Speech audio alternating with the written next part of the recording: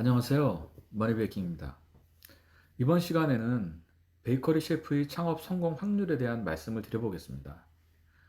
이제 흔히들 제빵사를 영어로 베이커, 프랑스어로는 파티셰로 이렇게 알고 있지만, 이제 파티셰는 제과류를 만드는 사람을 지칭하는 용어고, 정확히는 남성 제빵사는 블랑제, 여성 제빵사는 이제 블랑제르라고 합니다.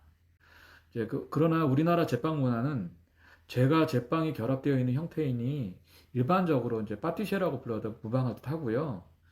중요한 것은 일반적인 셰프가 아니라 제과 제빵 분야가 전문가 영역이라는 점입니다. 마찬가지로 전문적으로 커피를 만드는 사람을 바리스타라고 하죠. 그러니까 이제 파티셰와 바리스타 공이 이제 다른 음식에 비해 전문성이 더욱 중요시되는 분야라고 이렇게 해석할 수도 있는 건데요.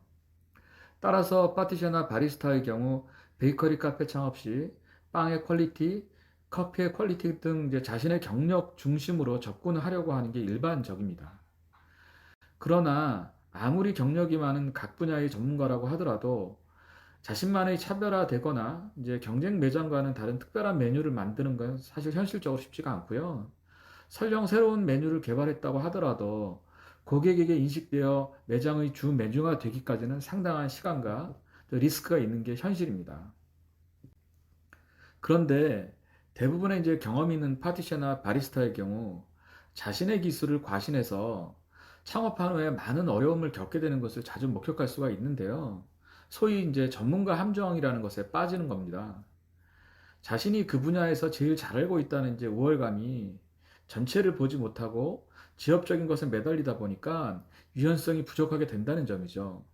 다시 말해서 빵을 만들고 커피를 내리는 일에는 최고의 전문가가 될 수 있겠지만 차별화된 경쟁력 있는 아이템을 개발하고 이를 판매와 수익으로 연결시키는 영업활동 등의 사업활동은 전혀 다른 문제라는 겁니다. 이제 일반적으로 요식업의 경우에 셰프가 사업을 하게 되면 성공할 확률이 5% 정도라는 얘기가 있습니다. 이제 빵의 경우에는 기술적 난이도가 높고 일반 음식점하고는 다른 특징이 있기 때문에 잘만 안착하면 성공의 확률이 더 높아질 수는 있겠지만 여하튼 전문가의 기술만 있으면 성공할 수 있다는 공식은 깨진 지 오래죠. 물론 이제 나만의 차별화된 기술과 경험이 있으면 생존의 확률이 조금 더 올라가긴 하겠지만 그것은 매장 운영의 최소한 기본 요소일 뿐이거든요.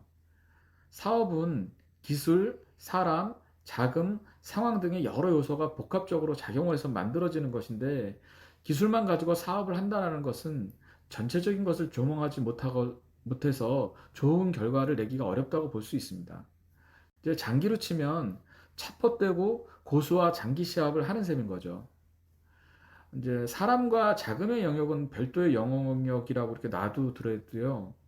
사업의 경우에는 일반적으로 이제 기술, 이제 테크놀로지라고 하죠. 제품, 프로덕트, 마케팅, 뭐 이런 프로세스로 구성되어서 발전되어 간다고 볼 수 있거든요. 즉, 기술을 바탕으로 제품이 구현되고 이후 마케팅의 단계를 넘어서 관리의 영역으로 넘어간다고 이렇게 볼 수 있는 것이죠. 이제 이를 이제 풀어보면 베이커리 카페를 오픈한다고 이제 가정을 해볼게요. 그러면 빵이나 커피를 만드는 기술, 이제 그 테크놀로지죠. 기술을 가지고 각종 이제 메뉴, 이제 제품, 이제 프로덕트가 되겠죠. 이제 메뉴를 개발한다는 것이고, 이제 기술과 제품이 반드시 마케팅으로 이제 접목되지 않으면 소위 이제 죽음의 계곡이나 이제 성장이 정체가 되는 뭐 소위 마케팅에서 얘기하는 캐즘을 뛰어넘는 생존과 발전을 기대하기가 쉽지 않다라는 것입니다. 이 중에서도 특히 매출과 수익이 직결되는 그 마케팅은 회사의 생존과 발전의 엔진인 겁니다. 따라서 빵과 커피 기술이 있는 파티셔나 바리스타가 제대로 된 제품을 개발하고 제품이 좀 부족해도 마케팅 능력으로 이제 보완할 수 있다면 적어도 뼈아픈 패배를 쉽게 당하지는 않을 거라는 것을 꼭 명심해야 될 것 같습니다. 이상 머니베이킹이었습니다. 이제 결국 베이커리 카페를 오픈한다라는 것은 사업을 한다는 얘기지 단순히 생산과 판매만을 하는 뭐 직원이나 실무자의 영역만을 하는 것은 아니다라는 거죠. 재무, 인사관리, 노무, 회계, 법률, 마케팅 등 뭐 다른 일들을 모두 고민해야 하는 겁니다.